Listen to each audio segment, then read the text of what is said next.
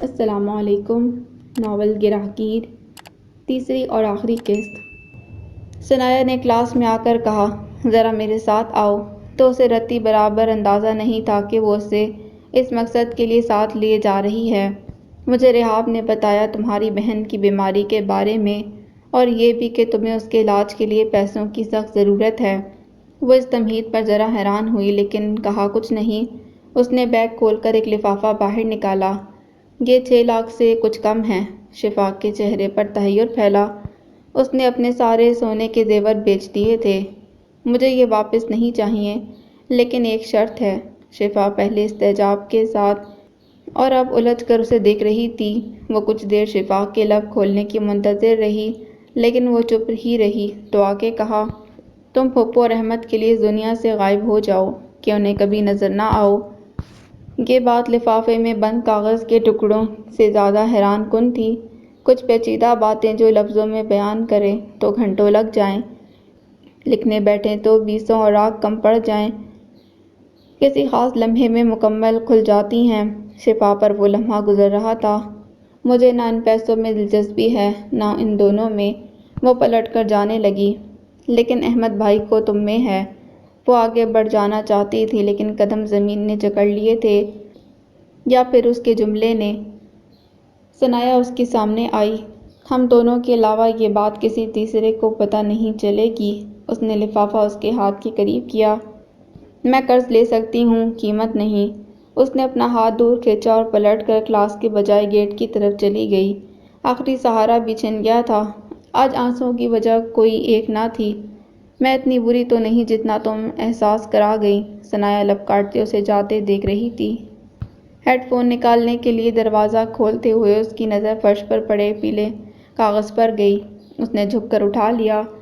دیگر صفحوں کی طرح اس پر شفا کے خیالات رقم نہیں تھے۔ وہ ہیڈ فون بھول گیا۔ وہ کس کام آ سکتا ہے؟ اسے اس کا جواب مل گیا تھا۔ آج چھٹی کا دن تھا اور وہ صبح سے 2 بجنے کا انتظار کر رہا تھا۔ دروازے پر آہٹ ہوئی تو وہ چونکا۔ آج جلدی اس نے سوچا، لیکن دروازہ کھول کر محسنہ اندر آئیں۔ بزی تو نہیں تھے؟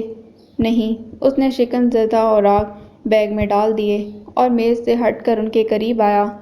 آؤ بیٹھو۔ وہ اس کے پلنگ پر بیٹھ گئیں۔ اچھا ہوا تم نے آج چھٹی کر لی، ایک ضروری بات کرنی ہے۔ جی کہیں۔ وہ بھی ان کے قریب ٹک گیا۔ گھر میں زین اور علیم کی شادی پر سنجیدگی سے غور ہو رہا ہے۔ علیم کی انٹرنشپ 2 مہینے میں ختم ہو جائے گی اور اس کا رشتہ بھی اس کی خالہ کے یہاں طے ہے۔ اسے ان معاملات میں کوئی دلچسپی نہ تھی، لیکن محسنہ کہہ رہی تھیں تو سننا بھی لازم تھا۔ زین کے لیے بھی بھائی جان کے دوست کی بیٹی سب کو پسند آئی ہے۔ عید کے بعد ایک ساتھ دونوں شادیوں کا ارادہ ہے۔ کل کمرے میں مجھ سے ملنے آئے نور الدین نے مجھ سے بڑی باتیں کی۔ وہ اصل بات کہنے سے پہلے ذرا ٹھہر گئیں۔ صاف صاف تو نہیں کہا، لیکن واضح اشارہ یہ تھا کہ وہ ثنایا کے لیے تم میں انٹرسٹڈ ہیں۔ اسے کوئی جواب دینے سے پہلے تم سے آپ انہیں اسی وقت انکار کر دیتی۔ مجھ سے پوچھنے یا بتانے کی ضرورت ہی نہیں تھی۔ احمد، محسنہ نے رسان سے کہا، مجھے صاف صاف کہو، تم ساری عمر یوں ہی اکیلے رہنے کا فیصلہ تو نہیں کر چکے؟ احمد نے سر جھکا لیا۔ تم نہیں چاہتے تو میں نور الدین کو انکار کر دوں گی، مگر تمہارا کبھی شادی نہ کرنے کا فیصلہ نہیں مان سکتی۔ اس کے بہت سارے تحفظات تھے جو اس کے اندر پھیلے بنجر پن سے لے کر نئی زندگی دنیا میں لا کر اس کی طرح ایک اور شخصیت کی گنجائش پیدا کرنے کے خوف تک پھیلے تھے، مگر محسنہ سے ان سب کا اظہار انہیں مزید افسردہ کرنے کے مترادف تھا۔ آپ چاہتی ہیں تو میں اس بارے میں سوچوں گا۔ جیتے رہو۔ انہوں نے شفقت سے اس کے سر پر ہاتھ پھیرا۔ زیادہ تر تخلیقات مکمل ہو چکی تھیں۔ ثنایا کی پیشکش کے بعد اب وہ کم سے کم وقت میں بچہ کام مکمل کر کے شہر کے حصے سے اپنا رابطہ ختم کرنا چاہتی تھی۔ وہ ساری سوچیں ذہن سے جھٹک کر پوری توجہ اور رفتار سے لکھ رہی تھی کہ پیچھے دروازہ کھلنے کی آواز پر پلٹی۔ احمد اندر داخل ہو کر دروازہ بند کر رہا تھا۔ وہ کھڑی ہو گئی۔ اسے لگا اپنی کوئی چیز لینے آیا ہوگا، لے کر چلا جائے گا۔ وہ الماری یا پلنگ کے ساتھ والی چھوٹی میز کے بجائے اس کی طرف آیا۔ میز کے دائیں سمت لگے دروازوں میں سے سب سے اوپر والا دروازہ کھولا۔ جس میں وہ پہلے اس کے ہیڈ فون اور چارجرز وغیرہ دیکھ چکی تھی۔ اس نے دراز سے ایک پیلا کاغذ نکال کر میز پر اس کے سامنے رکھ دیا۔ شفا بری طرح چونکی۔ وہ بشا کی تفصیل کے ساتھ اس کے علاج کا شیڈول تھا جو اسپیشلسٹ نے دیا تھا۔ احمد میز کے دائیں طرف کھڑا اسے دیکھ رہا تھا۔ شاید گر گیا تھا۔ Thank you. اس نے وہ کاغذ اٹھایا اور جھک کر نیچے رکھے بیگ کی زپ کھول کر اس میں ڈال دیا۔ اسے چلے جانا چاہیے تھا لیکن وہ اب بھی وہیں کھڑا تھا۔ شفا ادھر دیکھنا نہیں چاہ رہی تھی۔ ٹریٹمنٹ سٹارٹ ہو گیا؟ وہ بہت دھیمی آواز میں بات کرتا تھا۔ نہیں۔ اس کے منہ سے پھسلا اور وہ پچھتائی۔ کب کرنا ہے؟ وہ کوئی بہت سخت جملہ کہہ کر بات ختم کرنا چاہتی تھی مگر اسے الفاظ نہیں سوچ رہے تھے۔ کیا کسی وجہ سے اب تک سٹارٹ نہیں ہو پایا؟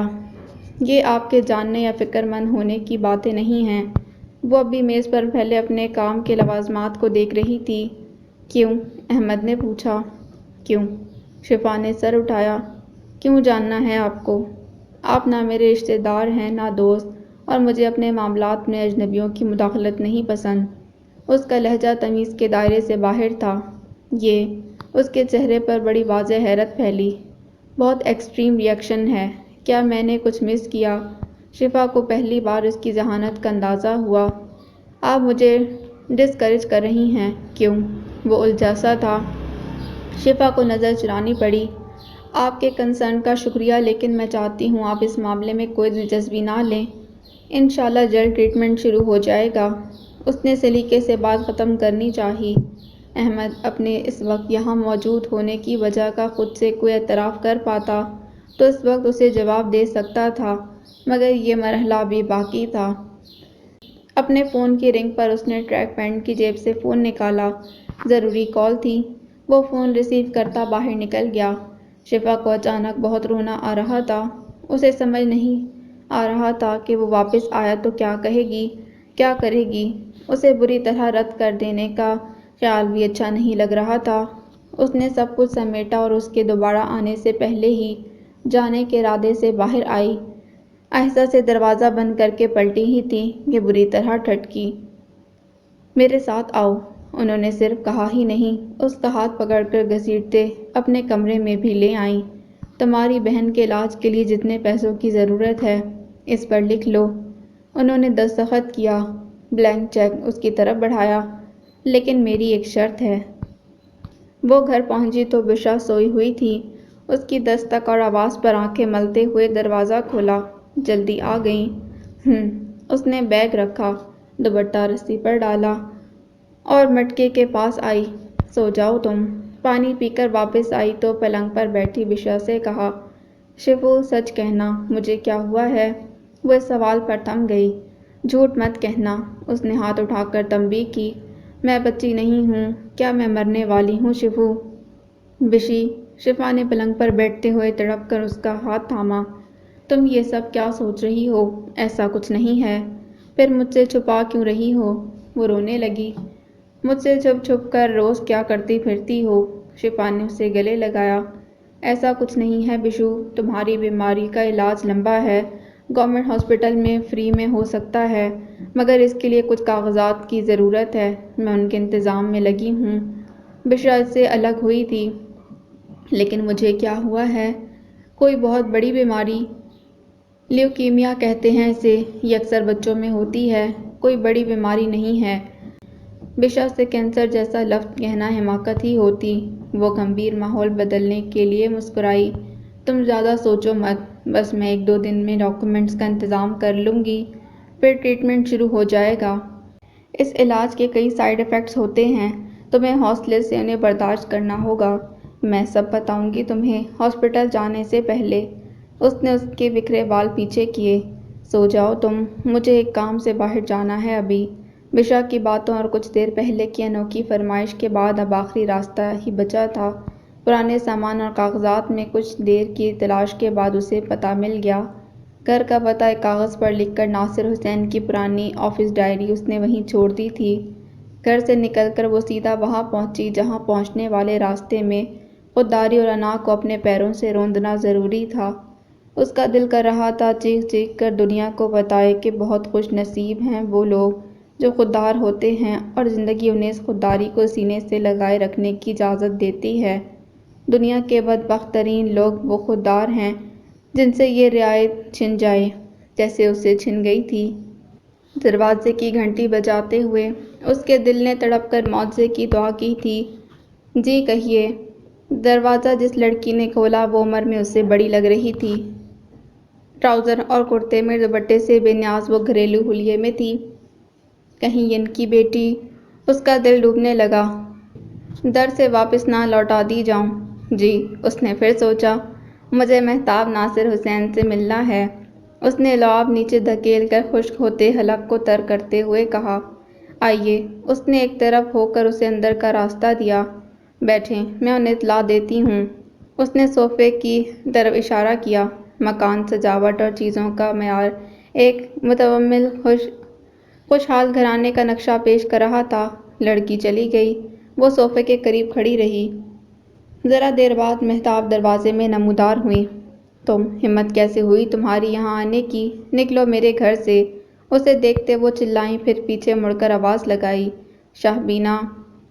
وہ لڑکی بھاگتی واپس آئی۔ اسے کیوں اندر آنے دیا؟ وہ دھاڑ رہی تھی۔ فوراً باہر نکالو اسے۔ مجھے کیا پتا یہ کون ہے؟ وہ تو یہ حرام زادی اسی حرام خور کی اولاد ہے، اس ناگن کی اولاد۔ نفرت سب کچھ بدصورت کر دیتی ہے۔ اسے اپنا آپ بھی اس وقت کریہا محسوس ہو رہا تھا۔ نکالو اسے دھکے مار کر۔ پلیز میری بات سن لیں۔ میں اتنی جرأت؟ وہ آگے آئیں۔ میرے منہ کو آ رہی ہے۔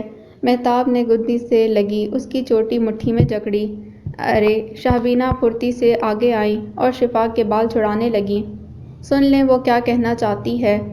پہلی بار بلا وجہ تو نہیں آئی ہوگی۔ اس کے بال آزاد کروا کر مہتاب کو پیچھے کھینچنے میں کامیاب ہو گئی تھی۔ جلدی کہو، شاہبینہ نے شفا سے کہا۔ اس نے دونوں ہاتھ سے مہتاب کو پکڑ رکھا تھا۔ مجھے ابو کے راشن کارڈ کی ضرورت ہے۔ اس میں بشرا کا نام ایڈ کرنا ہے۔ اس نے تیزی سے جملہ مکمل کیا۔ مہتاب نے وہ گالی دی کہ شفا مارے ندامت کے سرخ ہو گئی۔ اس کے آنسو تواتر سے گرنے لگے۔ تجھے میرے خاندان کے ساتھ شامل ہونا ہے، دیکھا، اس وجہ سے آئی ہے یہ۔ وہ شاہبینہ کی گرفت سے نکلنے کی کوشش کر رہی تھیں۔ برابری کریں گی اب یہ کتیاں میرے بچوں کی؟ بےغیرتی دیکھو اس کی، میری چھت کے نیچے کھڑی ہو کر مجھے کہہ رہی ہے۔ ان کے منہ سے جھاگ اڑ رہی تھی۔ وہ غیظ و غضب میں بات بھی مکمل نہیں کر پا رہی تھی۔ بشرا کو بلڈ کینسر ہے۔ گورنمنٹ ہاسپٹل میں فری علاج کے لیے راشن کارڈ ضروری ہے۔ مہتاب نے اپنا آپ چھڑایا۔ ان کی آنکھیں چمکنے لگی تھیں۔ آپ جو کہیں گی میں کرنے کو تیار ہوں۔ شفا نے دونوں ہاتھ جوڑے۔ امی کی طرف سے معافی مانگوں، آپ کے بچوں سے معافی مانگوں، آپ کے قدموں میں گر کر گڑگڑاؤں۔ وہ یوں ہی ہاتھ جوڑے گھٹنے ٹیک کر ان کے پیروں کے پاس بیٹھ گئی۔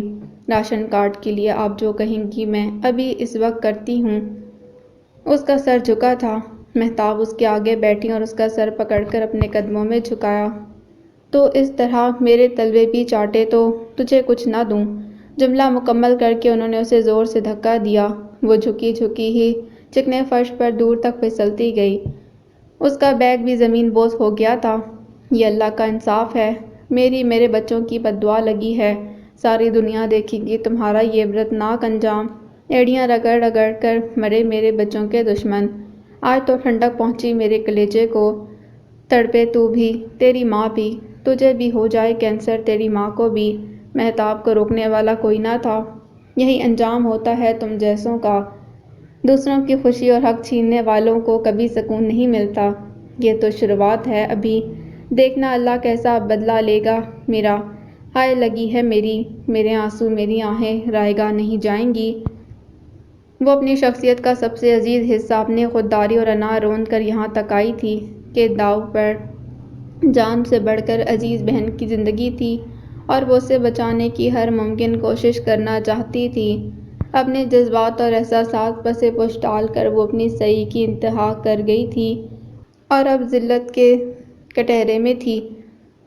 اس پستی کے بعد مزید کوئی گہرائی نہ تھی۔ بے بسی کا یہ پاتال اس کے اعتقاد کی تجدید ثابت ہوا۔ مخلوق کے قدموں کی ایک ٹھوکر نے خالق پر یقین کو نئی بلندی عطا کر دی۔ مہتاب کی زبان رکی نہ تھی۔ وہ سنبھل کر کھڑی ہوئی۔ آپ کو یہ غلط فہمی ہے کہ بشرا کی زندگی آپ کے ہاتھ میں ہے۔ اس نے سر کو پیچھے جھٹک کر چہرے پر آئے بال پیچھے کیے۔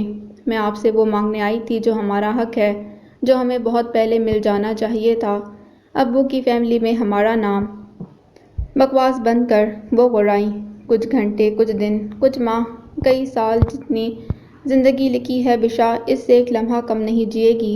اس یقین کے ساتھ میں اسے بچانے کی کوشش میں دنیا کے آخری سرے تک جاؤں گی، لیکن مجھے مت سنا یہ سب، اللہ کا انصاف ہے یہ، دیکھتی ہوں نا میں بھی، تو اور اللہ کا انصاف نیت اور اعمال پر ہوتا ہے، زہریلے اور نفرت زدہ لوگوں کی بد دعاؤں پر نہیں، اور نیت کے معاملے میں میری ماں سرخ روح ہے۔ تیری یہ زبان۔ مہتاب نے آگے بڑھ کر پوری قوت سے اس کے گال پر تماچا رسید کیا۔ ان کی چوڑی ٹوٹی اور اس کا گال زخمی کر گئی۔ اسے کھینچ نہ دوں میں؟ انہوں نے پھر ہاتھ اٹھایا، لیکن اس بار درمیان میں ہی شفا نے پکڑ لیا۔ شابینہ نے آگے بڑھ کر پھر مہتاب کو پیچھے کھینچا۔ ہر انسان مٹی سے بنا ہے، لیکن آپ جیسے لوگ اپنی مٹی کو زہر کر لیتے ہیں، جہاں جاتے ہیں، جن پر نظر ڈالتے ہیں، ان پر اس زہر کے چھینٹے اڑاتے جاتے ہیں۔ وہ آگے آئی اور مہتاب کی آنکھوں میں دیکھا۔ آپ کے شوہر نے آپ کو دھوکہ دیا، اندھیرے میں رکھ کر دوسری شادی کر لی، یہ سب ان کی غلطیاں تھیں۔ دھوکہ میری ماں اور نانی نے بھی کھایا، ابو نے جھوٹ ان سے بھی کہے تھے۔ آپ چاہتی تو ایک سا غم اٹھا رہیں اور فریب کھائیں دو عورتیں مل جل کر سکھ دکھ خوشیاں اور حاصل سہولتیں بانٹ کر سب کی زندگی سہل کر سکتی تھیں، کیونکہ اس گھر اور یہاں کی آسائشوں پر ہمارا بھی حق تھا۔ ہم بھی قانونی اور شرعی وارث ہیں ابو کے۔ غاصب آپ ہیں، ہمیں محروم رکھنے والی آپ ہیں، حق تلفی کی گناہ گار آپ ہیں۔ منہ بند کر لے اپنا، وہ حلق کے بل چیخی۔ شابینہ انہیں دونوں ہاتھوں سے پکڑ کر سنبھالنے کی کوشش میں ہانپ رہی تھی۔ ہم سر اٹھاتے سوال کرتے، اس سے پہلے ہی آپ نے اپنی زبان کے تیروں سے ایسا زخمی کیا کہ ہم ہمت ہی نہ کر سکیں۔ پھر بھی کسی نے بد دعا نہیں دی، لیکن آہیں تو خود بخود دل سے نکلتی ہیں۔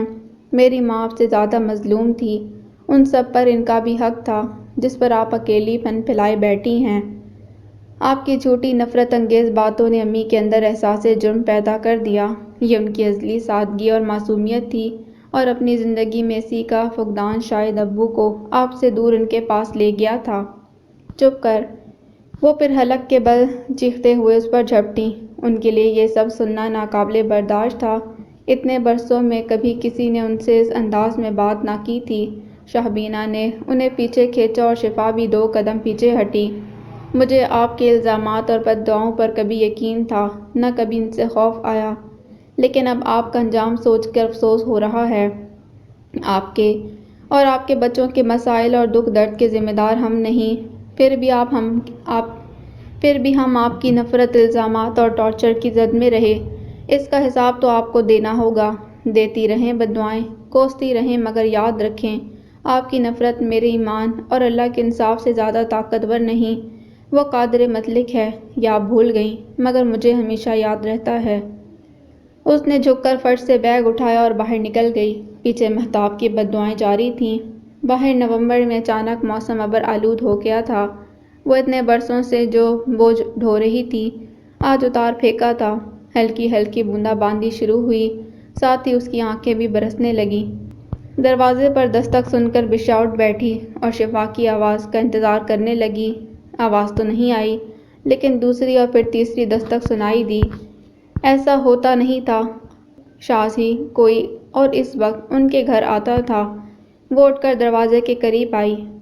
شفا، ایک اجنبی آواز پر وہ حیران ہوئی۔ جو بھی تھا وہ شفا کو جانتا تھا۔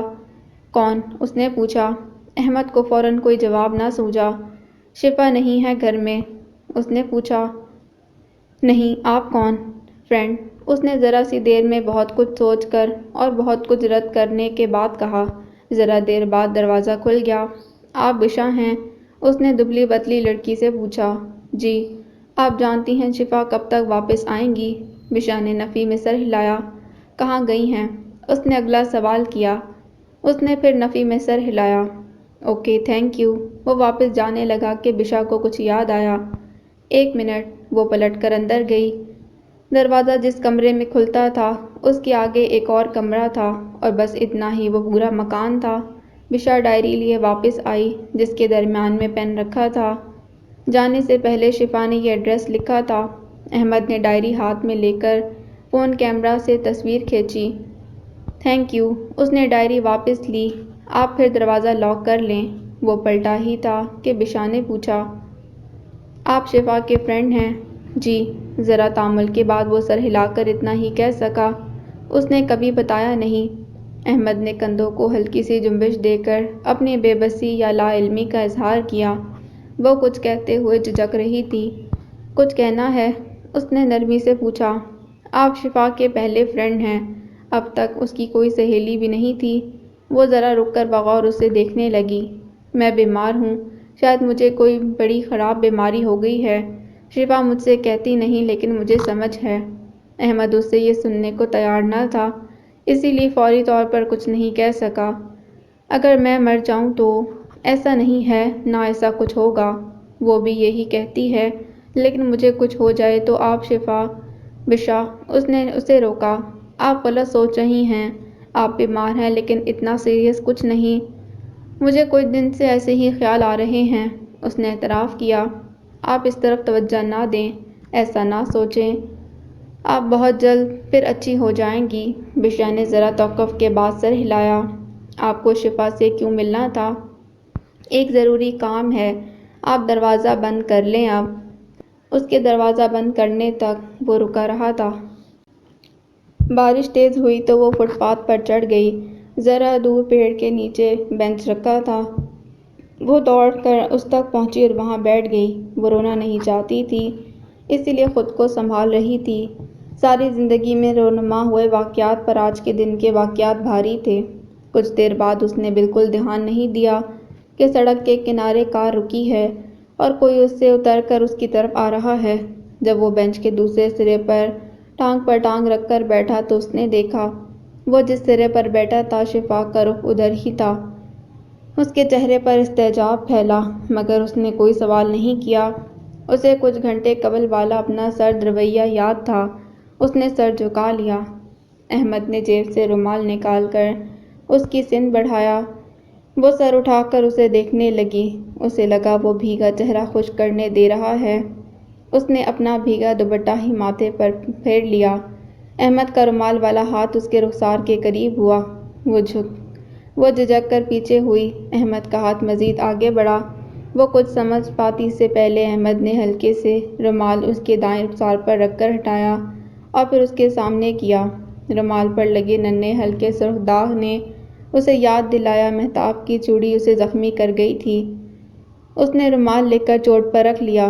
اب تک جس زخم سے بے خبر تھی وہ اچانک دکھنے لگا اور ذرا دیر پہلے سنبھلے آنسو پھر بل گرنے لگے تھے۔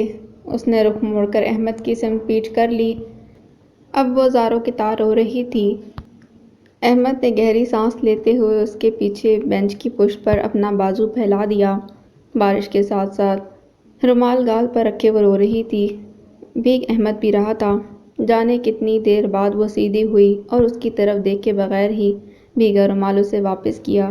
احمد نے بینچ کی پشت سے بازو ہٹایا اور رومال جیب میں رکھ کر کھڑا ہو گیا۔ بارش تھم گئی تھی۔ چلو گھر ڈراپ کر دوں؟ گاڑی میں بیٹھنے کے بعد پہلے اس نے کپ ہولڈر سے بوتل نکال کر اسے دی۔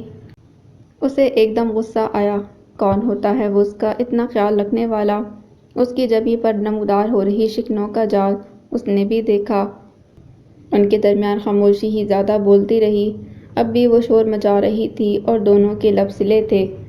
شام کا وقت تھا اور وہ اس وقت اپنی گلی میں اپنے گھر کے سامنے کار سے اتر کر پڑوسیوں کو موقع نہیں دے سکتی تھی، اسی لیے گلی سے پہلے ہی اسے رکنے کو کہا۔ اس نے بھی بلا چوں چرا کے کار روک دی، لیکن دروازے ان لاک نہیں کیے۔ آج شاید پہلے ہی بہت کچھ ہو چکا ہے، احمد نے اس کی طرف دیکھ کر کہا، اسی لیے اب ہم کل بات کریں گے، چاہو تو پھپھو کے سامنے۔ اس نے منہ کھولا ہی تھا کہ وہ آگے کہنے لگا، مجھے سنے بغیر ریجیکٹ یا ڈسکریج نہ کرو۔ یہ حکم تھا، التجا، گزارش یا خواہش۔ وہ حد درجہ تھک گئی تھی۔ فی الحال بحث یا لمبی گفتگو کا من نہیں تھا۔ اس نے کچھ کہے بنا دروازہ کھولنا چاہا۔ کل کس وقت؟ 2 بجے، اس نے کہا اور احمد نے لاک کھول دیا۔ وہ باہر نکل گئی۔ اس کا کالج جانے کا ارادہ نہیں تھا، لیکن اس نے بشا سے کچھ نہیں کہا۔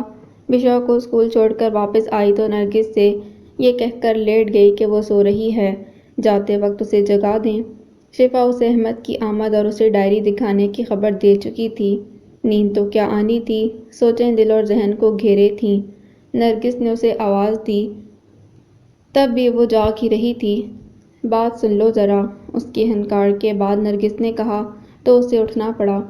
وہ جانے کے لیے تیار تھی۔ میرا تھوڑا سا زیور تھا جو میں نے تم دونوں کی شادی کے لیے رکھا تھا، کل میں نے وہ سنار کے پاس دے دیا، بیچ دیا ہے، گروی نہیں رکھا۔ میں چھٹی نہیں کر سکتی، تم آج ہی اسے ہسپتال لے کر جاؤ۔ انہوں نے کپڑے کی ایک چھوٹی سی تھیلی اس کے آگے رکھی۔ یہ کم ہے لیکن شروعات کرو، اللہ مسبب الاسباب ہے۔ وہ دم سادے سن رہی تھی۔ اس نے کچھ نہیں کہا تو نرگس چلی گئیں۔ مجھے یہ خیال کیوں نہیں آیا؟ اس نے ہتھیلی پر روپے نکالتے ہوئے سوچا۔ اسے نہیں یاد تھا کہ اس نے کبھی نرگس کو کوئی زیور پہنے دیکھا ہو۔ اسے یاد تھا دادا کے انتقال کے بعد جب ادھر سے ملنے والا خرچ بند ہو گیا تھا، اس دوران نرگس کے زیور ہی ان کا سہارا بنے۔ وہ بھول گئی تھی کہ کنگن اب بھی ہے۔ اس نے پیسے گنے اور 1.5 لاکھ پورے نہ تھے، لیکن فی الحال بہت تھے۔ اسے احمد کو دیا وقت یاد آیا۔ وہ ورکنگ ڈیز میں گھر میں نہیں ہوتا تھا، مگر وہ آج بات کرنے کا کہہ چکا تھا۔ اس کا مطلب تھا وہ موجود ہوگا، وہ بھی محسنہ کے ساتھ۔ وہاں جا کر کیا کہنا ہے، اس نے ابھی سوچا نہیں تھا۔ بستر سے نکل کر منہ ہاتھ دھو کر چائے بنائی اور کپ لے کر دوسرے کمرے میں پہنچی ہی تھی کہ دروازے پر دستک ہوئی۔ اس وقت کون ہو سکتا ہے؟ اس نے کپ واپس باورچی خانے میں رکھا اور دروازہ کھولا۔ سامنے وہ لڑکی تھی جس نے کل مہتاب کے یہاں دروازہ کھولا تھا۔ میرا نام شاہینہ ہے اور مہتاب آنٹی میری پھوپھی اور ساس ہیں، اس نے اپنا تعارف کروایا۔ شفا کو اس کی آمد کے ممکنہ مقاصد سوچ کر ہی کوفت ہونے لگی۔ وہ فی الحال کسی بکواس سننے کے موڈ میں نہ تھی۔ میں اندر آؤں؟ اس نے پوچھا۔ کل کے مقابلے میں وہ اس وقت مختلف لگ رہی تھی۔ بلیو جیکٹ پر گھٹنوں کو چھوتا شیفون کا سرخ دوپٹہ، پیروں میں ہیلز، سفید سٹول گلے میں جھول رہا تھا۔ سلنگ بیگ دائیں شانے پر ترچھا لٹکا تھا۔ برے ہائی لائٹ والے بال اس نے کیچر میں سمیٹ رکھے تھے اور سن گلاسز سر پر چڑھے تھے۔ وہ خاموشی سے دروازے کے بیچ سے ایک طرف ہوئی۔ شاہینہ اندر آئی۔ مجھے ابھی ہسپتال جانا ہے، اس نے جلدی جانے کا اشارہ دیا۔ وہ خود ہی آگے جا کر پلنگ پر بیٹھ گئی، جس کے علاوہ وہاں بیٹھنے کے لیے کوئی اور فرنیچر نہ تھا۔ اس کا مہمان نوازی کا کوئی ارادہ نہیں تھا، سو وہیں کھڑی رہی۔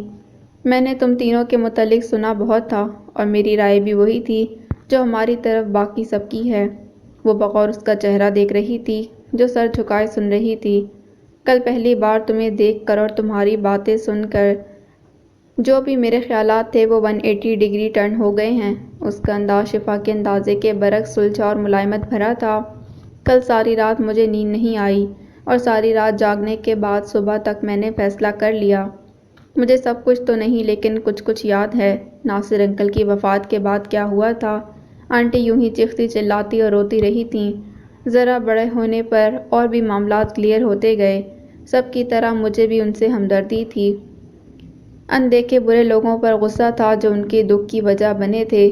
مجھے اس لیے بھی زیادہ محسوس ہوتا تھا کہ کم عمری سے ہی اشر سے مجھے محبت تھی۔ مختصر یہ کہ کل نئے سرے سے غور کیا اور دونوں بلکہ تینوں فریق کے متعلق ایمانداری اور غیر جانبداری سے سوچا تو دل نے کہا میں اب تک غلط تھی۔ آنٹی کا شمار ان افراد میں ہوتا ہے جنہیں یہ خاص صلاحیت حاصل ہوتی ہے کہ وہ اپنی باتوں سے مقابل کے اندر احساس جرم پیدا کر دیتے ہیں۔ سننے والے کا اس معاملے سے بھلے کوئی تعلق نہ ہو، مگر وہ انہیں مظلوم مان لینے کے ساتھ خود کو بھی دوش دینے لگتا ہے کہ میں اس کے لیے کچھ کر نہیں سکتا، اور نتیجتاً اسے لگتا ہے کم از کم اسے بھی دوسرے فریق سے نفرت کرنا چاہیے، اسے برا بھلا کہنا چاہیے، اور پھر یہی اس کا سو کالڈ مظلوم کے ساتھ اور تسلی دینے کا طریقہ بن جاتا ہے۔ اس معاملے میں یہی ہوا۔ کبھی کوئی سمجھدار اور سلجھا ہوا بندہ ان کے اندر سینس پیدا کرنے کی کوشش کرتا تو وہ اس قدر دھوم سے اپنا کیس لڑتی کہ خاموشی کے علاوہ کوئی اور جوابی دلیل بچتی ہی نہ تھی۔ ان کی اسی صلاحیت نے اشر کے دادا دادی اور چچا کو ہمیشہ چپ کرائے رکھا۔ وہ انہیں بھی ہمیشہ یہی سب کہتی رہی، وہ قصوروار ہیں، ان کی غلطی ہے، ان کا انصاف اللہ کرے گا، ان کا بدلہ اللہ لے گا۔ اور یہ سن کر سب کانپ جاتے، ڈر جاتے ہیں، بد دعاؤں سے سب کو خوف آتا ہے۔ وہ سب دوسری شادی سے باخبر تھے اور انہیں اندھیرے میں رکھا۔ یہ وہ الزام تھا جس نے انہیں تم سب کی طرف سے بے حس کر دیا۔ اسی انداز میں وہ اپنے میکے سے بھی ہمدردیاں سمیٹتی رہیں۔ شفا کو اب ساری تمہید کا مقصد جاننے کی جلدی تھی۔ کل جب تم نے کہا کہ تمہیں بد دعاؤں سے ڈر نہیں لگتا اور آہیں دل سے نکلتی ہیں، یہ دو باتیں میرے ذہن سے چپک گئیں۔ تمہارے لہجے میں اپنی امی کے سرخرو ہونے کا غرور تھا، اور جب تم نے کہا نفرت سب سے بڑے منصف کے انصاف اور تمہارے ایمان سے زیادہ طاقتور نہیں، تو مجھے لگا یہی اصل بات ہے جو ہماری طرف کوئی سمجھتا نہیں۔ اس کے چہرے پر اداسی چھائی۔ آنٹی کی نفرت نے ان کے دونوں بچوں کو عجیب کر دیا ہے۔ وہ یہ سب اپنے اور بچوں کے دشمنوں کے ساتھ کرتی ہیں، لیکن آنکھوں کے سامنے کی سچائی دیکھ نہیں پا رہی کہ بچے ان کے اس مزاج کی وجہ سے اذیت جھیل رہے ہیں۔ وہ معاف کر کے زندگی میں آگے بڑھ جاتیں تو سب نارمل ہوتا۔ کئی لوگوں کے ساتھ ایسا ہوتا ہے۔ یہ کوئی انوکھا حادثہ نہ تھا، لیکن وہ خود کچھ بھولیں، نہ کسی اور کو بھولنے دیا۔ ان کا یہ روپ ہر 2-3 ماہ میں زندہ ہوتا ہے۔ ان کی سسرال سے کوئی ملنے آ جائے یا ان کے متعلق کوئی اچھی بری بات ان کے علم میں آئے، تب وہ اسی قسم کی باتیں کرتی ہیں۔ شیبہ کی تعلیمی ناکامی ہو یا شخصیت اور مزاج کی کمیاں خامیاں، وہ ان سب کو اس حادثے سے جوڑتی رہیں۔ اس کا بخار بھی اسی وجہ سے ہوتا تھا کہ کسی عورت نے اس کے پاپا کو پھنسا لیا تھا، اور یہ صدمے کا اثر ہے۔ ان باتوں کی وجہ سے شیبہ نے کبھی خود کو بہتر کرنے، کامیاب ہونے یا ان ناکامیوں میں اپنی جانب سے ہو رہی غلطی اور کمی دیکھنے کی کوشش ہی نہیں کی۔ یہی سن کر وہ ڈپریشن کی پرانی مریض ہے۔ بغیر دواؤں کے وہ 2 دن نارمل نہیں گزار سکتی۔ اشر کو بھی قنوطیت کے دورے پڑتے ہیں۔ اس نے میرے پاپا کی رہنمائی اور محبت کی وجہ سے پڑھ لکھ تو لیا، مگر ماں اور بہن کا دکھ اسے سکون نہیں لینے دیتا۔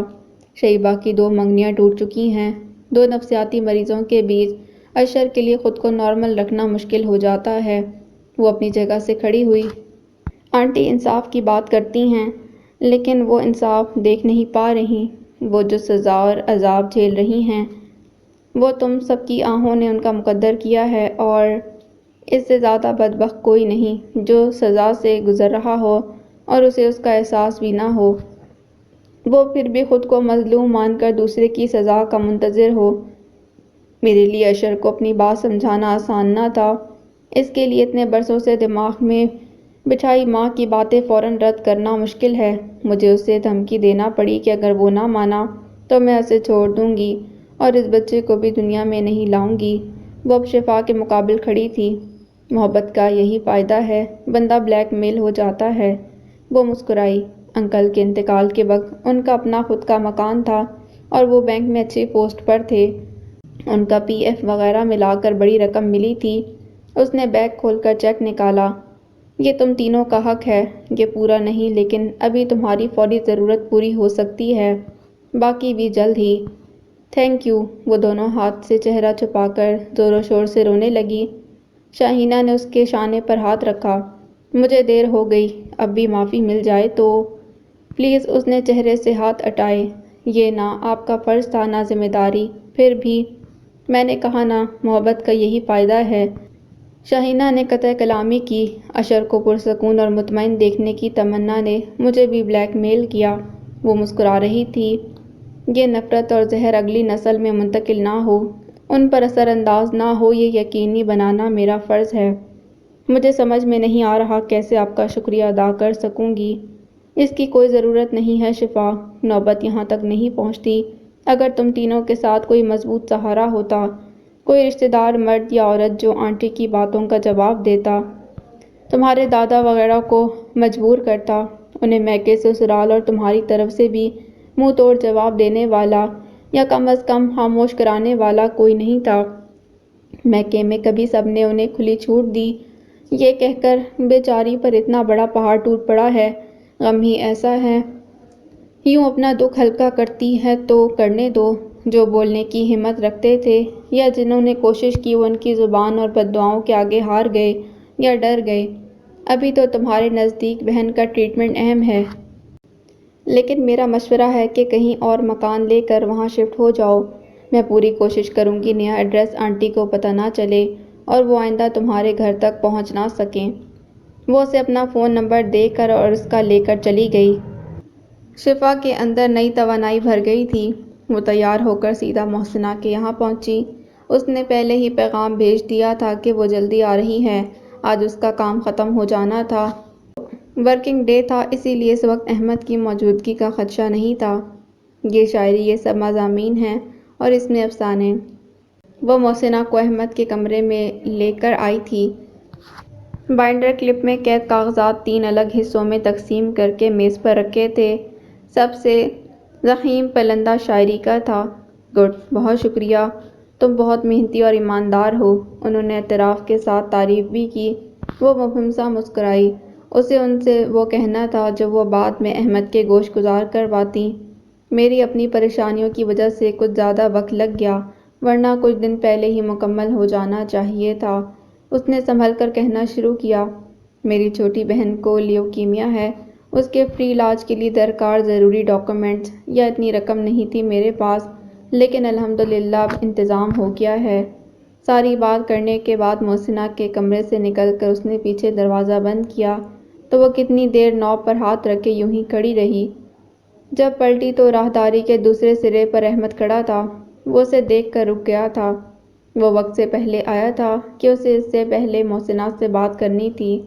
دونوں اپنی جگہ سے آگے بڑھے اور راہداری کے درمیان رک گئے۔ محسنہ آنٹی کا کام مکمل ہو گیا ہے۔ آج میرا یہاں آخری دن تھا۔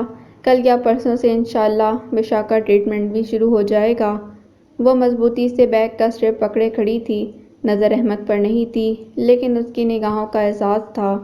میرا مسئلہ حل ہو گیا ہے، اس نے ایک اضافی جملہ بھی کہہ دیا۔ کیوں کوئی خواہ مخواہ پریشان اور فکر مند ہو؟ اس کی سمت نظر اٹھائے بنا وہ اس کے بازو سے نکل کر آگے بڑھ گئی۔ احمد نے پلٹ کر اسے ڈرائنگ روم میں گم ہوتے دیکھا اور پھر آگے آ کر محسنہ کے کمرے کا دروازہ کھول کر اندر داخل ہو گیا۔ پھوپھو، مجھے آپ کی بات قبول ہے۔ محسنہ حیران سی اسے دیکھ رہی تھی۔ جب وہ باہر نکل گئی تو اوپر دریچے سے دیکھتی 2 آنکھیں جو احمد کو آتے ہی دیکھ چکی تھیں، اپنی پیشکش قبول نہ ہونے پر نم تھیں۔ آنکھیں تو اس کی بھی نم تھیں جنہیں وہ قصداً نظر انداز کر رہی تھی۔ رات میں اس نے بشا اور نرگس کو شاہینہ کی آمد اور چیک کے متعلق بتا دیا، جس پر درج رقم سرکاری اسپتال میں علاج کے لیے درکار پیسوں سے زیادہ تھی۔ اسے راشن کارڈ کے لیے مہتاب کے گھر جانے کا بھی بتانا پڑا۔ تم نے اس دن صحیح کہا تھا شفا، میری بزدلی اور کمزوری نے تمہیں اس حال میں رکھا۔ میں مہتاب کی باتوں اور اس سے میرے اندر پیدا ہوئے خیالات اور احساسات میں ہی اتنا الجھی رہی کہ کسی اور طرف دھیان ہی نہیں دیا۔ تم دونوں کی طرف سے بھی غافل رہی۔ اس کی بددعاؤں نے مجھے اتنا خوفزدہ کر دیا تھا کہ میں دن رات اس سے بچنے اور تم دونوں کو اس سے محفوظ رکھنے کے لیے اللہ کے آگے گڑ گڑاتی رہی۔ یہ بھی نہ سوچا تھا کہ اس وجہ سے تم دونوں سے دور ہو گئی ہوں۔ مجھے واقعی اپنی غلطی اور اس کا مظلوم ہونا ہی سچ لگنے لگا تھا۔ تم مجھے معاف۔ انہوں نے ہاتھ جوڑے اور شفا نے لپک کر ان کے ہاتھ تھام لیے۔ اس کی بے حد حساس ماں ایک اور احساس جرم کو گلے لگا لیں، ان دونوں بہنوں کی زندگی میں اس کی گنجائش نہ تھی۔ امی، اس دن میں نے غصے میں وہ سب کہہ دیا تھا۔ میں بشو کے لیے فکر مند تھی اور سب آپ پر نکال دیا۔ مجھے ایسا نہیں کرنا چاہیے تھا۔ میں شرمندہ ہوں۔ اگر آپ جان گئی ہیں کہ وہ گڑ خود ساختہ تھا تو پلیز اب اس بات پر ہماری وجہ سے ایک نیا احساس جرم اپنے اندر پیدا نہ کریں۔ میں بس یہ کہنا چاہتی تھی کہ خوف خدا ضروری ہے، لیکن اتنا ہی ضروری خود پر اور اس کے انصاف پر یقین ہونا بھی ہے۔ پھر بھی میں کچھ زیادہ بدتمیزی کر گئی تھی۔ وہ رو دی۔ کاش یہ گڑ بھی کوئی مادی چیز ہوتا تو وہ اسے ماں سے دور کسی پاتال میں پھینک آتی۔ میری بچی، نرگس نے اسے گلے لگا لیا۔ وہ دونوں رو رہی تھیں۔ شفا اس کا علاج نجی اسپتال میں کروانا چاہ رہی تھی، لیکن اس بار بشا نے منع کیا۔ وہ سرکاری اسپتال کے علاج پر بضد تھی۔ اس کا خیال تھا علاج کے ساتھ ساتھ انہیں پیسے بچانے کی بھی ضرورت ہے۔ اس کی سمجھداری پر شفا شردر رہ گئی۔ اس کے کیمو تھراپی سیشن شروع ہو گئے تھے۔ نرگس دوسرے علاقے میں کرائے کا مکان دیکھ رہی تھی۔ اب وہ اپنے رویے پر خود ہی حیران تھی کہ اتنے سال کیسے غفلت کی نظر کر دیے۔ اسپتال میں محسنہ کو دیکھ کر وہ حیران رہ گئی۔ میں نے تمہیں کال کی تھی، فون تمہاری چھوٹی بہن نے اٹھایا اور اسی نے اسپتال کا نام، وارڈ اور بیڈ نمبر بتایا۔ وہ اس کی نظروں کا سوال سمجھ گئی تھی۔ کیسی ہو بشا؟ انہوں نے بشا سے پوچھا۔ اچھی ہوں، وہ بڑے حوصلے سے سب برداشت کر رہی تھی۔ امی، یہ محسن آنٹی ہیں جن کے یہاں میں لکھنے کے لیے جاتی تھی۔ اس نے نرگس سے انہیں متعارف کروایا۔ وہ دونوں باتیں کرنے لگیں۔ محسنہ بشا کا حوال جاننے کے بعد اس کی تعریفیں کر رہی تھیں۔ وہ سر جھکائے الجھی تھی۔ وہ اپنے تئیں اس گھر سے اپنا تعلق ختم کر آئی تھی، پھر ان کی یہاں موجودگی۔ شفا، نرگس نے دھیرے سے آواز دی، کچھ لے آؤ ان کے لیے۔ محسنہ بشا سے بات کر رہی تھیں۔ جی۔ وہ بیگ شانے پر ڈال کر دروازے کی سمت بڑھ گئی۔ اپنی سوچ میں گم تیزی سے وارڈ کے دروازے سے باہر نکلتے وہ دوسری طرف سے اندر آنے والے سے بری طرح ٹکرا گئی تھی۔ وہ تو سنبھل گئی مگر شانے پر لٹکا بیگ دور جا گرا۔ زپ بند نہیں تھی، اندر کا سامان دور تک بکھر گیا۔ سوری۔ وہ نیچے جھک کر خالی بوتل، wallet, pen, I card, phone, چابی اٹھاتے اٹھاتے آگے بڑھ رہی تھی کہ ٹھٹک گئی۔ وہ پنجے موڑے گھٹنا فرش پر ٹیکے حیرت سے مٹی مٹی شکنوں والے کاغذوں کو دیکھ رہا تھا۔ اس نے جھپٹ کر وہ اٹھانے چاہے لیکن دیر ہو گئی، وہ اس کے ہاتھ میں پہنچ گئے تھے۔ یہ تمہارے پاس کیسے؟ ان دونوں کی موجودگی نے اسے یوں الجھن میں ڈالا تھا کہ اس نے تخاطب کی تبدیلی پر بھی غور نہیں کیا اور کھڑی ہو گئی۔ اس نے بھی تقلید کی۔ اسے کئی دن سے یہ احساس گچوکے لگا رہا تھا کہ احمد اس کمرے میں ہوئی گفتگو جاننے کا حق رکھتا ہے۔ اس وقت وہ محسنہ کے ساتھ وہاں موجود تھا اور وہ ثبوت بھی اس کے ہاتھ لگ چکے تھے۔ مزید رازداری اس کے ساتھ زیادتی تھی۔ میرے ساتھ آئیں، اس نے کہا اور سیڑھیوں کی طرف بڑھ گئی۔ وہ اس کے پیچھے تھا۔ اسپتال کی عمارت کے احاطے میں قدرے خاموش گوشے میں آ کر وہ رک گئی۔ مجھے شاید یہ پہلے ہی آپ کو بتا دینا چاہیے تھا۔ اور اس کمرے میں کھڑی شفا کو وہ شرط معلوم تھی۔ اس کی حیرانی کی وجہ یہ تھی کہ وہ اس نتیجے پر پہنچی کیسے؟ ثنایا نے تو ان دونوں کو دیکھا تھا، لیکن یہ انہوں نے کیسے یہ نتیجہ اخذ کر لیا؟ ان کا اس کا سامنا تو انگلیوں پر گنا جا سکتا تھا۔ تم احمد کو نہ ٹھکراؤ، ناظرہ نے سکون سے کہا۔ اسے لگا سماعت دھوکہ دے رہی ہے۔ وہ تمہیں پسند کرنے لگا ہے۔ ہر کوئی اسے بے وقت کرنے کے بعد یہ خبر کیوں دے رہا تھا؟ اسے غصہ آنے لگا۔ ناظرہ نے بھی اس کے بدلے تاثرات بھانپ لیے تھے۔ تمہیں غصے کا حق ہے، لیکن باخدا یہ کوئی رشوت یا لالچ نہیں ہے، یہ قیمت ہے میرے۔ ناظرہ کی نہیں میں تڑپ تھی۔ نہیں، بالکل نہیں، میں تمہاری پریشانی دور کرنا چاہ رہی ہوں۔ تمہیں اس وقت پیسوں کی اشد ضرورت ہے اور مجھے ثنایا نے جو کیا اس کا علم ہے۔ اپنی بہن کی خاطر تم اس کی بات ماننے پر مجبور نہ ہو جاؤ۔ اسی لیے یہ جو ثنایا تم سے چاہتی ہے، میں تمہیں وہ کرنے سے روکنا چاہ رہی ہوں۔ ان کے چہرے پر بے بسی اور ڈپریشن تھا۔ وہ پھپھو بھتیجے کی گفتگو سننے کی گناہگار تھی جو اسے لفظ بلفظ اب بھی یاد تھی۔ اس کی روشنی میں ناظرہ کی بات اچنبھے والی تھی۔ آپ سب کو ایک ہی غلط فہمی کیوں ہے کہ وہ مجھ میں انٹرسٹڈ ہیں؟ اپنی فرض کی گئی بات پر آپ سب اتنا آگے تک کا سوچ رہی ہیں، وہ بھی میری مرضی کو اہمیت دیے بغیر۔ رعایت دے کر بھی کہوں تو یہ باتیں بہت نازیبا، ناگوار اور مجھے ڈیگریڈ کرنے والی ہیں۔ کیا تم نے اس کا چہرہ، اس کی آنکھیں نہیں پڑھی؟ میں یہاں جس کام کے لیے آتی ہوں بس اتنا ہی کرتی ہوں۔ اس کا لہجہ خود بخود سخت اور آواز سرد ہو گئی تھی۔ شفا، انہوں نے جگ کافی ٹیبل پر رکھا اور اس کے قریب آئیں۔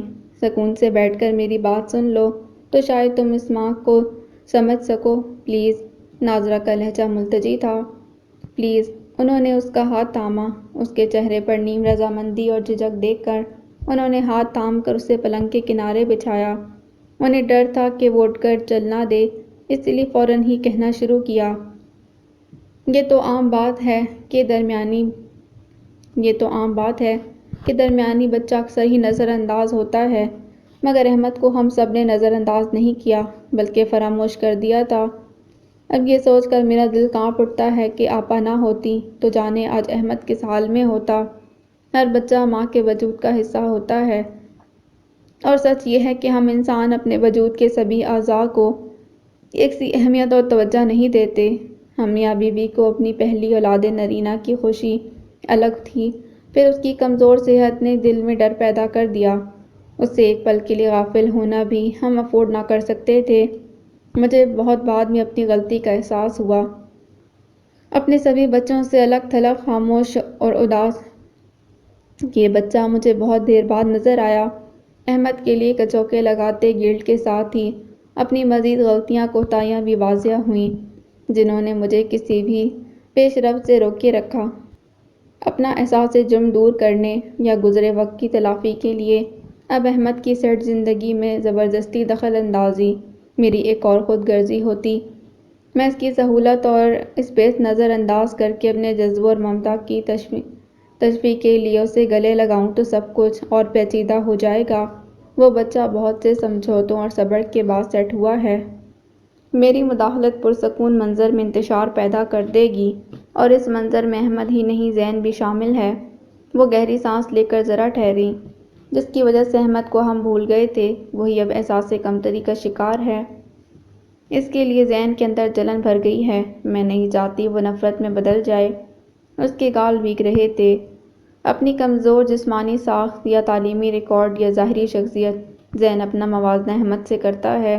اس کی ابتدا احمد کی تعریف سن کر اس کی چپ سے ہوئی تھی، پھر اس کے ذکر پر چڑچڑے پن سے ہو کر اب غصے کے اظہار تک پہنچ گئی ہے۔ ایسے میں احمد کی طرف میری پیش قدمی ایک نہیں 2 زندگیوں کو الجھا دے گی۔ فخر کا مزاج بھی ایسا نہیں کہ وہ سمجھیں۔ ایک بار میں نے ذرا سی کوشش کی تو وہ ناراض ہو گئے تھے۔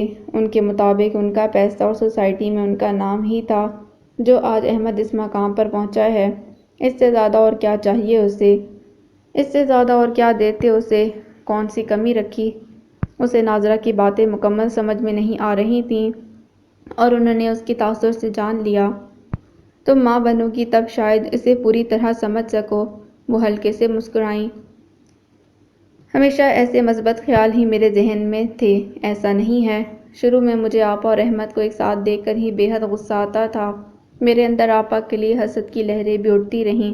احمد جو مجھ پر ایک نظر نہیں ڈالتا، وہ جب بھی اپنی پھپھو کو مخاطب کرتا یا دیکھتا مجھے سمجھ نہیں آتا کہ کیا کر گزروں۔ میں نے بھی سوچا آپا نے مجھ سے میرا بیٹا چھین لیا، اسے ہم سے متنفر اور دور کر دیا۔ اپنی خود غرضی کی وجہ سے اپنی تنہا زندگی اور ممتا کی تسکین کے لیے اسے والدین کے قریب نہ ہونے دیا اور جانے کیا کیا۔ لیکن پھر حاسد عورت کی جگہ ممتا بیدار ہو گئی۔ ایمانداری سے اپنی غلطی اور آپا کے احساس اور خلوص کو قبول کرنا پڑا۔ وقت کے ساتھ مجھے اپنے خیالات کے غلط ہونے کا احساس ہوا۔ میری خواہش اور کوشش اب یہی ہے کہ مزید کچھ الجھائے بغیر اپنے بچوں کو خوش دیکھوں، اپنی پشیمانی دور کرنے کی کوششوں میں مزید پریشانیاں نہ کھڑی کروں، اور یہ انہوں نے میز پر رکھے چیک کی سمت اشارہ کیا۔ ایسی ہی ایک کوشش ہے۔ شفا نے پہلو بدلا، وہ اٹھ کر دیوار گیر الماری کی طرف گئیں اور دراز سے کچھ نکال کر اس کے قریب آئیں۔ یہ روز مجھے احمد کے تکیے کے نیچے ملتے ہیں۔ شفا کا دل یوں دھڑکا جیسے کوئی اس کے اندر جھانک کر اس کا راز پا گیا ہو۔ اس نے ناظرہ کے ہاتھ سے وہ اوراق لیے۔ مٹی مٹی سی شکنیں اب بھی اپنے موجودگی کا ثبوت تھیں۔ وہ اس کے کوڑے دان میں پھینکے گئے صفحے تھے۔ اس کے کمرے کی صفائی میں کرتی ہوں زیبا، اور میرا یہ راز اور کوئی نہیں جانتا۔ یہ شاید تم نے ڈسٹ بن میں ڈالے تھے۔ مجھے پہلے لگا ابا کا لکھا کاپی کرتے ہوئے تم سے غلطی ہو گئی ہوگی اور تم نے پھینک دیے، لیکن دوسرے دن جب یہ دوبارہ بستر پر ملے تو میں نے چیک کیا۔ یہ وہ کاغذ نہیں تھے جن پر تم لکھ رہی ہو۔ اس نے ایک بار پھر وہ مٹھی میں بند کر لیے۔ اسے شاید یہ اپنے دل کی آواز لگی ہو، یا یہ الفاظ اس کے اندر بھی تھے جو تم نے لکھ دیے۔ خون اور دل کے رشتوں سے زیادہ گہرا اور پائیدار درد کا رشتہ ہوتا ہے۔ انہوں نے آنکھیں صاف کیں۔ کہتے ہیں متضاد چیزیں، عادتیں اور مزاج ایک دوسرے کو اپنی طرف کھینچتے ہیں، لیکن خالی پن، درد اور تنہائیاں اپنے جیسوں کے لیے سب سے زیادہ کشش رکھتے ہیں۔ شفا بلکہ جھپک کر آنسوؤں کو روک رہی تھی۔ فخر اس کی شادی شہر کے کسی سیاسی اور امیر گھرانے میں کرنے کے خواب دیکھ رہے ہیں۔ اس سلسلے میں ان کی کوشش جاری ہے۔ نور بھائی اسے اپنا داماد بنانا چاہ رہے ہیں۔ ان سب کے بیچ میری رائے کوئی معنی نہیں رکھتی، لیکن مجھے آپا پر بھروسہ ہے وہ احمد کی خوشی کو مقدم رکھیں گی۔ وہ اپنے بھائیوں کے آگے ڈٹ جائیں گی، اس کی خواہش اور خوشی کے لیے سب کچھ کر گزریں گی۔ اس کے لیے اہم ہے کہ تم۔ انہوں نے پلنگ پر بیٹھ کر اس کا مٹھی بند ہاتھ اپنے ہاتھ میں لیا۔ تم اسے دور نہ کرو، اس سے منہ نہ موڑو، اسے مایوس نہ کرو۔ میرا بیٹا ہر لحاظ سے اچھا ہے، شکل صورت عادت اتوار جاب شرافت وہ سب ہے اس میں جو ایک لڑکی کو اپنے ساتھی میں دیکھنے کی خواہش ہوتی ہے۔ بس گلے میں پڑی گرہ نے انہیں لمحہ بھر کے لیے روک دیا۔ وہ بہت کم بولتا ہے، اس سے بھی کم مسکراتا ہے۔ اس کی ہنسی کسی نے نہیں دیکھی نہ سنی۔ شوق نہیں ہے، کچھ محرومیاں ہیں، ایک زخمی دل ہے، ایک تنہا زندگی، یہی تھوڑی سی کمیاں ہیں۔ ساری خوبیوں کمیوں سے بڑھ کر وہ تمہارا درد مند ہے، تمہارا آرزو مند ہے۔ کیا تم اس کی چند کمیاں نظر انداز نہیں کر سکتی؟ وہ اب اس کی منت کر رہی تھی۔ اس کے پاس کوئی جواب نہ تھا، لیکن ناظرہ کے ساتھ وہ بھی رو رہی تھی۔ ناظرہ کی التجا سن کر اس کا جو حال ہوا وہی اس وقت احمد کا تھا، بے یقینی اور کہیں سے امڑ رہی خوشی پر مزید بے یقینی۔ وہ اس جدوجہد میں تھا کہ اس کے چہرے سے ظاہر نہ ہو، اور شفا کو اسی پل اپنی اس کے اندر جھانک لینے کی صلاحیت کا ادراک ہوا۔ یہ اس دن سے میرے پاس ہیں۔ شفا نے اس کے ہاتھ کی طرف اشارہ کیا۔ احمد نے اسی ہاتھ سے دوبارہ موڑ کر وہ صفحے جیب میں رکھ لیے۔ اس کے سوئے اور سرد جذبات دستک روشنی گرم جوشی کے عادی نہیں تھے۔ اس بات پر کیسا رد عمل دینا چاہیے وہ نہیں جانتا تھا۔ ان سب میں تم نے اپنا جواب نہیں بتایا۔ احمد کی وہی سرگوشی سی آواز، وہ اتنا اہم نہیں، آپ کی امی کے احساسات، میرے لیے تمہارا جواب اہم ہے۔ اس نے بات قطع کی۔ اس لیے نہیں کہ انہوں نے پوچھا تھا، اس لیے کہ اس طرح اپنے جذبوں کے اظہار کا پہلا موقع تھا۔ جھجک فطری تھی، لیکن وہ کوشش اور پہل کر رہا تھا۔ اس لیے کہ یہی سوال میرا بھی ہے۔ اس متانت بھرے دھیمے لہجے میں ایک داستان تھی۔ ان کے درمیان اقرار اعتراف اور پیماں تو دور، طویل گفتگو اور ڈھیروں ملاقاتیں تک نہ تھیں، بس چند خاموش ساتیں اور کچھ نگاہوں کے تبادلے تھے۔ احمد سوال کر رہا تھا، کیونکہ یہ اس کے لیے کافی تھے، لیکن کیا یہ اس کے جواب کی بنیاد بن سکتے تھے؟ وہ منتظر نگاہوں سے اسے دیکھ رہا تھا۔ وہ کس لیے اسے ہاں کہے؟ ثنایا کو سبق سکھانے، ناظرہ کی تسلی کے لیے، یا احمد کی خواہش کے لیے؟ وہ اتنی بے غرض نہ تھی جو دوسروں کی خاطر زندگی کا سب سے اہم فیصلہ کر لیتی۔ ہاں، ایک اور وجہ بھی تو تھی۔ امی اور آنٹی انتظار کر رہی ہوں گی۔ وہ پلٹ کر جانے لگی۔ جواب ان کے سامنے دو گی؟ وہ وہیں کھڑا تھا۔ شفا کے پرسوز چہرے کے بدلے رنگ نے اسے پر امید کیا تھا۔ آپ کے سامنے نہیں دے سکی تو ان کے سامنے کہنے کی ہمت کہاں سے لاؤں؟ اس نے پلٹ کر کہا، اور تیزی سے آگے بڑھ گئی۔ احمد کو چند پل لگے تھے جواب سمجھنے میں۔ محسنہ نے احمد اور اپنی پسند کا حوالہ دیتے علیم اور زین کی شادی کے ساتھ ہی اس کی اور شفا کی شادی کی بات کی۔ یہ سنتے ہی فخرالدین ہتے سے اکھڑ گئے۔ اعتراض تو سب کو تھا، لیکن سب سے شدید رد عمل فخرالدین کا تھا۔ ناظرہ اپنی خوشی اور مرضی چھپائے تھی۔ بھائی جان، مجھے بھی شفا پسند ہے، اور یہ بھی تو سوچیں پہلی بار احمد نے اپنی کسی خواہش کا اظہار کیا ہے۔ شادی برابری میں یا خود سے اوپر والوں میں ہوتی ہے۔ اس کے لیے شہر کے اعلیٰ خاندانوں کے رشتے ہیں میرے پاس، اور وہ اس طرح ہمیں بے عزت کرنے پر تلا ہے۔ شادی تو وہیں ہونی چاہیے جہاں بچوں کی مرضی ہو، اور شفا سے شادی ہونے پر کیسی بے عزتی؟ تم اس کی حمایت نہ کرو محسنہ، کہہ دو اسے، اگر اس نے یہ حماقت کی تو اسے گھر سے نکال دوں گا، آگ کر دوں گا۔ ان کا جلال آسمان کو چھو رہا تھا۔ ان کی بے خبری کی کوئی انتہا نہیں تھی۔ انہیں علم ہی نہ تھا کہ یہ تو اس کے لیے سب سے سہل راستہ ہوگا۔ عین خواہش کے مطابق وہ اپنے بیٹے کو بالکل نہیں جانتے تھے۔ وہی ہوا۔ محسنہ نے بھائی کو قائل کرنے کی ساری کوششیں کر لیں، مگر وہ اپنی ضد پر اڑے رہے۔ احمد نے فیصلہ کر لیا تھا، اور محسنہ نے اس کا ساتھ دیا۔ ان دونوں نے گھر چھوڑ دیا۔ فخرالدین کا خیال تھا ان کی دھمکی کام کر جائے گی۔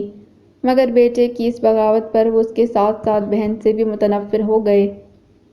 احمد اور محسنہ کے گھر چھوڑنے کے بعد بھی ناظرہ بیٹے کے نظر سے دور چلے جانے پر زیادہ دکھی نہ تھیں۔ انہیں یقین تھا فخرالدین اپنے شانے پر لگے سب سے بڑے اعزازی اور روشن ستارے کو نکال کر پھینک نہیں سکتے۔ اپنی غفلت کوتاہی کا احساس اور بیٹے کی کامیابی پر انکساری و تشکر سے عاری، بیٹے پر اپنی اجارہ داری سمجھنے والا اور اس کی کامیابی پر اکڑنے والا باپ جلد ہی اسے اپنی چھت کے نیچے لانے پر مجبور ہوگا۔ وہ شوہر کے مزاج کو جانتی تھیں کہ دنیا کے لیے وہ اپنا غصہ جلد تھوک دیں گے۔ پہلی پسند سے مایوس ہو کر نور الدین نے بیٹی سے زین کے لیے اس کی رائے پوچھی اور ثنایا نے انکار کر دیا۔ یہ بات گھر میں راز نہ رہ سکی۔ اس بات پر زین کا کئی دنوں تک رواں سرد رویہ ناظرہ کے لیے آگے کے مشکل سفر کا کنایا تھا۔ بنا کسی ہلچل کے ایک معمول سی زندگی جی رہے ان دو نفوس کو اندازہ ہو گیا تھا کہ ہم کوئی خواب بھلے نہ دیکھیں، خواہشیں محدود رکھیں، پھر بھی زندگی سیدھی سڑک نہیں ہے۔ اتفاق، حادثات اور غیر متوقع واردات اس راستے کو پیچیدہ اور خمدار بنا دیتے ہیں، اور ان میں کچھ پڑاؤ، کچھ منظر خوشگوار بھی ہوتے ہیں۔ بینکویٹ ہال میں اس کی طرف سے صرف خاص اور چنندہ لوگ ہی شامل تھے۔ نرگس اور بشا کے علاوہ رحاب، حنیف چاچا اور شاہینہ صلہ باپ کے حکم کی خلاف ورزی کرتے ہوئے شریک ہوا تھا۔ باقی دور کے رشتہ دار سبھی آئے تھے۔ زاد احمد کے دفتر والے ساتھی تھے۔ بشو، اس نے پیٹھ سیدھی کرتے ہوئے قریب بیٹھی اسے نہارتی بشا کو آواز دی، ذرا پانی تو پلا دو، بڑی دیر بعد یاد آئی تمہیں؟ صحت کی طرف گامزن بشا نے جتایا۔ بار بار پانی پیتی دلہن اچھی لگتی بھلا؟ تم کچھ بھی کرو کبھی بری لگ ہی نہیں سکتی۔ اس کی بات پر وہ مسکرا دی۔ بشا بے انتہا خوش تھی۔ ابھی لائی۔ وہ اٹھ کر اسٹیج سے نیچے اتری۔ احمد اس کے کلیس کو چھوڑنے گیا تھا۔ شاہینہ اور رحاب جا چکی تھیں۔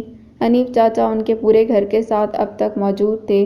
محسنہ اور نرگس ان کے ساتھ بیٹھی تھیں۔ ہال میں موجود ملازمین اب میزیں کرسیاں سمیٹ رہے تھے۔ ہال کا جائزہ لینے کے بعد اس نے سر جھکا کر گود میں دھرے اپنے ہاتھوں کو دیکھا۔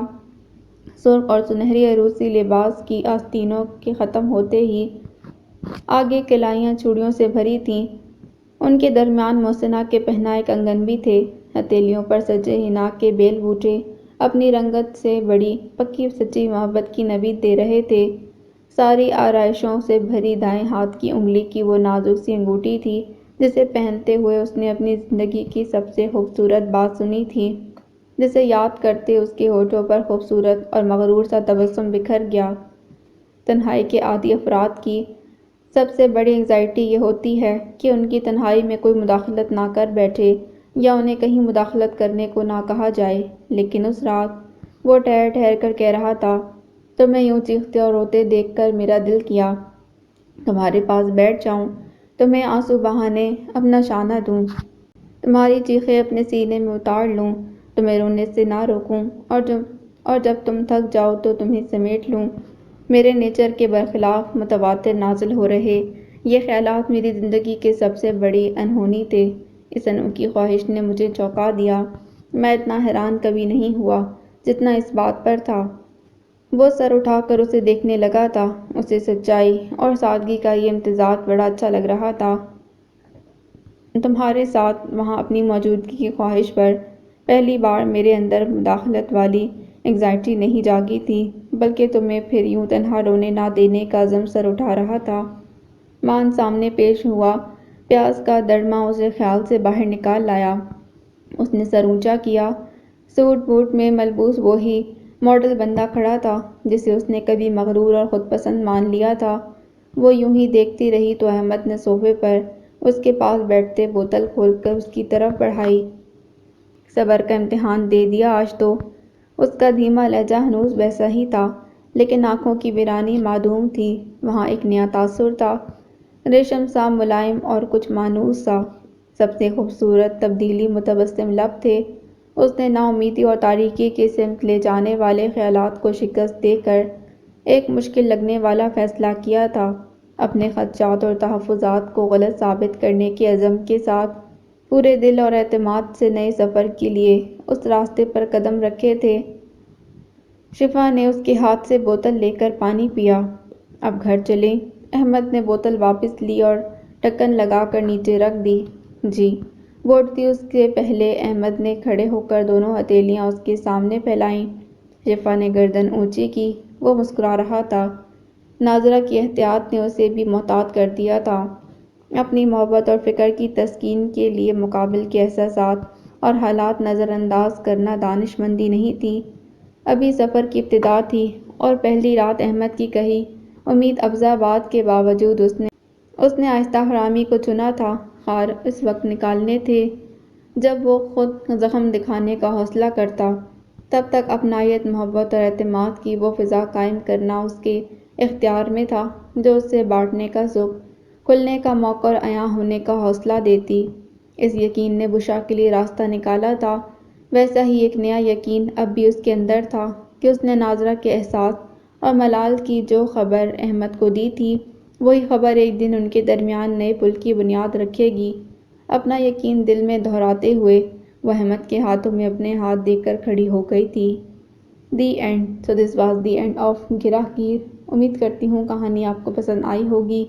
اگر آپ کو یہ کہانی پسند آئی ہے تو پلیز میرے چینل کو سبسکرائب کریں، اس ویڈیو کو لائک کریں اور کمنٹ میں ضرور لکھ کر بتائیں۔ ملتے ہیں ایک نیو ناول کے ساتھ۔ اللہ حافظ۔